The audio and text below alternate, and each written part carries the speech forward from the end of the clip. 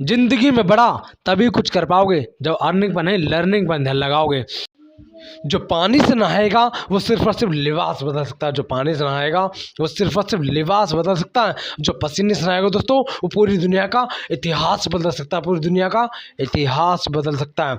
Welcome to the my channel Amit Kumar Gola. Like subscribe और share करना बिल्कुल ना भूलें दोस्तों, एंड घंटी को दबाएं and read now book. Stillness is the key by Ryan Holiday. आपने अपनी डिवाइस को, आपने अपने मोबाइल को कब आखिरी बार इग्नोर किया था? नोटिफिकेशन, मैसेजेस, सब कुछ साइलेंट करके आप उस वक्त के अंदर थम गए थे। ऐसा आखिरी बार कब हुआ था? हमें यकीन है कि इस नॉइसी डिस्ट्रैक्टिंग वर्ल्ड में यह काम करना बड़ा मुश्किल है, लेकिन बड़े बड़े थिंकर्स ने और लीडर्स ने ये काम किया था जिसकी वजह से उनकी लाइफ सक्सेसफुल थी। वह था स्टिलनेस।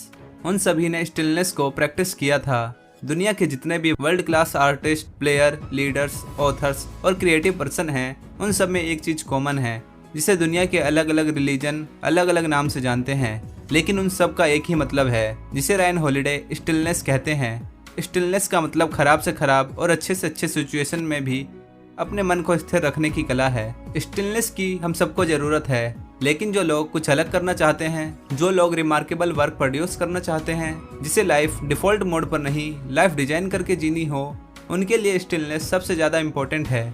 यहाँ कोई ऐसी चीज़ नहीं जो सिर्फ साधु संत और सन्यासी को पता होनी चाहिए। यह कला है जिसे सीखकर आप अपनी फील्ड में, वह अपनी लाइफ में relationship, money, fame, happiness, mastery और बहुत कुछ अचीव कर सकते हैं। इस आर्ट को आज तक सामान्य लोगों से छुपाया गया है, क्योंकि इसे रियल लाइफ में अप्लाई करके सच में एक्स्ट्रा ऑर्डिनरी रिजल्ट्स मिलते हैं। चाहे आप प्लम्बर हो या प्रेसिडेंट, आपकी लाइफ में स्टिलनेस काफ़ी मायने रखती है। रायन हॉलिडे ने दुनिया के सारे अलग अलग रिलीजन को स्टडी किया, तब उनको सब में एक चीज़ कॉमन देखने को मिली, जो है इनर पीस।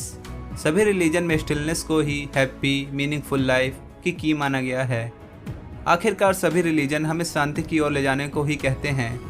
इसी से इंस्पायर्ड होकर रायन हॉलिडे ने स्टिलनेस इज द की बुक लिखी।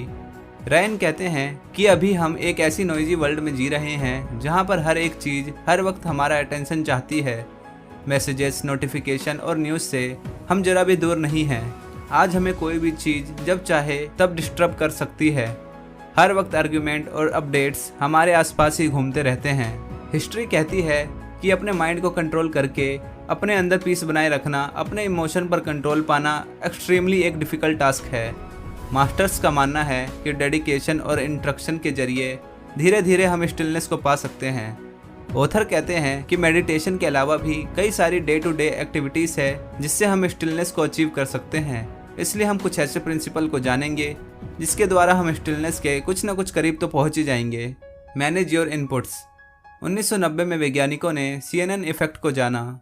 24/7 breakless media coverage, updates, information का फ्लो हमें रिएक्टिव होने के अलावा कुछ और भी करने को इंस्पायर नहीं करता। आज हमारे पास हद से कुछ ज़्यादा ही इंफॉर्मेशन है और एंटरटेनमेंट अवेलेबल है जितनी हमें ज़रूरत भी नहीं। प्राचीन काल से ही हमारा ब्रेन कुछ पैटर्न्स में बिल्ड होने की वजह से वह हर वक्त एंटरटेनमेंट चाहता है, क्योंकि उसे लगता है जितना ज़्यादा इंफॉर्मेशन कंज्यूम करेंगे उतने ही हमारे सर्वाइवल के चांसेस भी बढ़ जाएंगे। इसलिए हम हमारा प्रीशियस टाइम मीडिया के ड्रामा और डिस्ट्रैक्शन जैसे कि news, social media, web series, TV और दूसरों के साथ आर्ग्यूमेंट करने में स्पेंड कर देते हैं। अमेरिकन इकोनॉमिस्ट और कॉर्पोरेटिव साइकोलॉजिस्ट हर्बर्ट सिमन कहते हैं, a wealth of information creates a poverty of attention.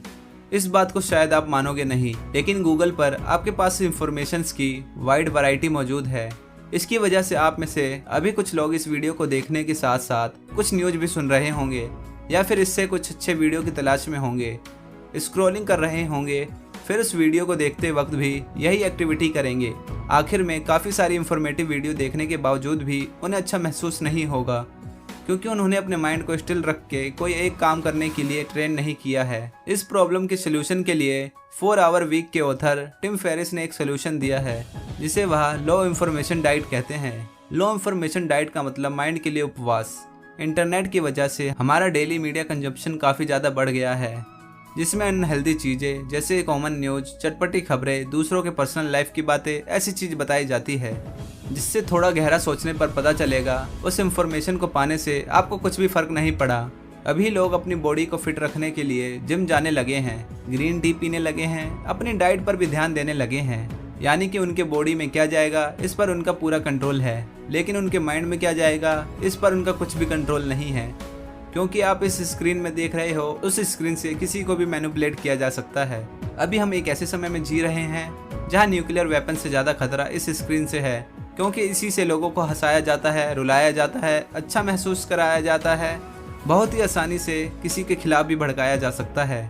अगर आपने नोटिस किया हो तो आजकल एड्स में ब्यूटीफुल मॉडल्स को ही दिखाया जाता है, क्योंकि वह हमारे माइंड के डीप इमोशन को टारगेट करना चाहते हैं, जिससे बहुत ही आसानी से हमारा अटेंशन पा सकें, क्योंकि हम ओवर स्टिमुलेटेड होते हैं। कभी कभी एक छोटा सा रेड कलर का नोटिफिकेशन हमारे कई सारे घंटों को बर्बाद कर देता है। इसलिए अगर हम अपनी अर्ज को कंट्रोल करके अपनी इम्पल्स को इग्नोर करना सीख लें तो हम अपने मेंटल टफनेस और स्टेबल माइंडसेट को पा सकते हैं, जो इजीली फोकस करके वर्क कर सके। यहाँ पर कहने का मतलब यही है, जैसे हम हेल्दी फ्रूट्स को ही खाते हैं, सड़े हुए फ्रूट्स को खाने के पहले सोचते हैं, फिर उसे इनकार कर देते हैं, उसी रूल को इंफॉर्मेशन कंजप्शन में भी अप्लाई करो। ऐसे वीडियोस, आर्टिकल, ब्लॉग्स को थोड़ा सोचने के बाद ही कंजप्शन करो, जिससे आपका माइंड थोड़े ही दिनों में क्लियर सोचने वाला बन जाएगा, जो सक्सेसफुल लोग आपको नहीं बताते। इनका जितना कंट्रोल इनके पेट में जाने वाले आइटम्स पर होता है, उससे भी ज़्यादा कंट्रोल वो अपने माइंड में जाने वाली चीज़ों पर रखते हैं। हमें भी लगता था कि यह बड़े लोग सिर्फ स्टाइल मारने के लिए पीए रखते हैं, लेकिन अब समझ में आया कि उनका टाइम सबसे ज़्यादा वैल्यूबल होता है। अगर कोई भी आकर उनको कभी भी डिस्टर्ब करे तो वह कभी भी ग्रेट वर्क प्रोड्यूस नहीं कर पाएंगे। उनके असिस्टेंट उनके गेट कीपर होते हैं, जो कॉमन प्रॉब्लम्स को उनके पास तक नहीं पहुंचने देते, जो कि मास्टरफुल अटेंशन से काम करते हैं। इसलिए उनका टाइम और अटेंशन प्रोटेक्टेड होना बहुत ज़रूरी है। लोगों के बीच एक बहुत अच्छी कहावत है, गार्बेज इन गार्बेज आउट। मतलब अगर आप कुछ एक्स्ट्रा ऑर्डिनरी आउटपुट पाना चाहते हैं तो आपको अपने इनपुट पर कड़ी नज़र रखनी होगी, क्योंकि जितना अच्छा रॉ मटेरियल होगा उतना ही अच्छा प्रोडक्ट भी होगा। Get rid of your stuff. Mental और स्पिरिचुअल क्लियरिटी आप तभी अचीव कर सकते हो जब आपके फिजिकल चीज़ों की आपके अटेंशन की ज़रूरत ना पड़े। यानी कि बेस्ट कार वो नहीं जिसे लोग देखते ही रह जाएं। बेस्ट कार वो है जिसका आपको बहुत कम ख्याल रखना पड़ेगा। बेस्ट कपड़े वो नहीं जो फैशनेबल ब्रांड के और एक्सपेंसिव हो।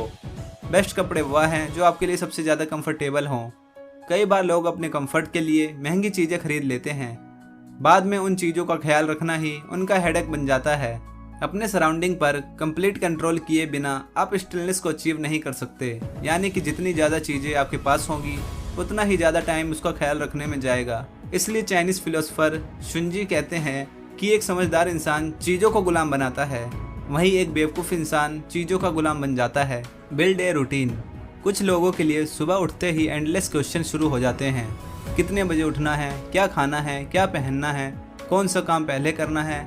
ऐसे क्वेश्चंस खामोखा ही आपके दिमाग को ख़राब कर देते हैं। इसलिए रूटीन ज़रूरी है, क्योंकि जब आपकी बॉडी एक्टिविटी से फेमिलियर होगी तब आपका दिमाग रिलैक्स हो सकता है, तो वो मोनोटोनी आपकी मसल मेमोरी बन जाती है। उदाहरण के लिए कई बार आप कॉलेज से ऑफिस घर पहुंच जाते हो, आपको याद भी नहीं रहता कि कब आपने ब्रेक लगाई, कब गियर चेंज किए, क्योंकि वो गियर ब्रेक लगाने की प्रोसेस पास्ट में हुई उतना जितना आगे तेरे पास हो दिखाओ उतना, जितना आगे तेरे पास हो और बात उतनी का जिन तेरी औकात हो। दिल की गहराई से प्यार भरा नमस्कार।